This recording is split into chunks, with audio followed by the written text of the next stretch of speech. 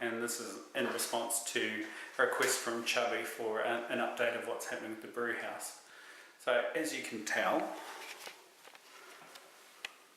this looks more like a laundry than the garage.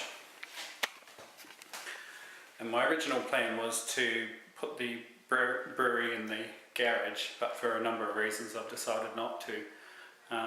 First of all, the heat issue out there. It gets too hot during the day and too cold at night, and it's really not a very nice place to be, and it's too hard on fridges for fermenting fridges and keg fridges and so on. So I'm going to do it inside the house. It's pretty dusty out there as well, so you don't really want to be brewing in a dusty environment. I've only got a 20 amp circuit out there also, and there's quite a bit of paving between the house and the garage, so the cost to actually get a 25 amp circuit out there is a bit prohibitive.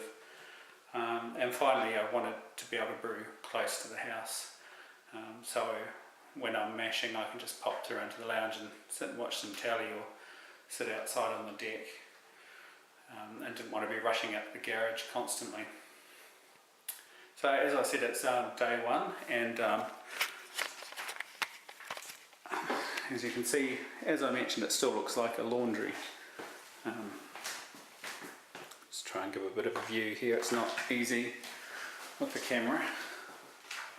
So what's happened today? Well, I've had the electrician here, and here we have a rather surprised looking plug. New Zealanders will notice that looks slightly different to a normal plug. It's a 25 amp plug. Now the electrician's put it in with a bit of capping on there, which I'm not that thrilled about, but he said that these days they don't go down through a wall, even though that's an internal wall, it's hollow. He said that there's a danger of hitting cables and pipes, and yeah, so he's just done that. It's alright, it's a laundry, it's not too much of a problem. Second thing you might have noticed is I've got a fan up there to try and get rid of some of the steam that comes in, and that's operated over here via that switch, so nothing too flash. And the third thing the electrician did was, this is the brew controller that I purchased, and it had just a standard household plug on. So I've got the 20 amp, the 25 amp plug on there.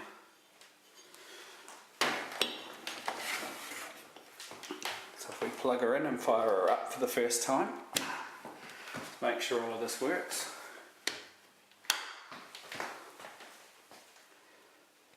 And we've got some lights, so everything's working now, that's good to see.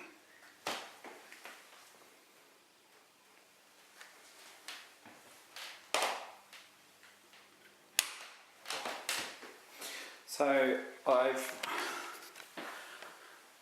got the brew kettle and everything's out in the garage, and I've got to give that a good clean and sanitise, ready for assembling, and then I can start to brew inside. But the one key thing you'll notice, turn around again, is all we've got in here is a washing machine. So I've got to do a bit of work on the layout. I'm not exactly sure how I'm going to have it. I was thinking of moving the washing machine over to here and a bench across there, and other options to take out this tub altogether and just get an old kitchen right across with a kitchen sink in the middle, and washing machine here. There's not really anywhere else for the washing machine to go, unfortunately, because there's not really enough room over there. That's the spare toilet in there, recycling. I'm going to put fridges over there, a fermenting fridge and a keg fridge, so it definitely can't go over there. Another one negative about this room is, I don't know if you can see the flooring. Now it's that floating flooring that gets put down, so it's not particularly waterproof. So I have to be very careful about not not spilling anything on the floor. And over here, you probably can't really see that, starting to lift up a little bit, so may have to do something about the flooring, but with the amount that the electrician charged, I don't think I'll be spending much more money on the brew house in quite a while. So I think that's about all I've got to tell you. And look out for part 2, which will hopefully be this weekend. I won't have time to get benches and everything in, and as I said, I can't really spend too much more, so I'll be looking for a cheap table just to sit in there in the meantime that can take about 50 to 75 kilograms. So yeah, keep an eye out for part 2, and thanks for watching.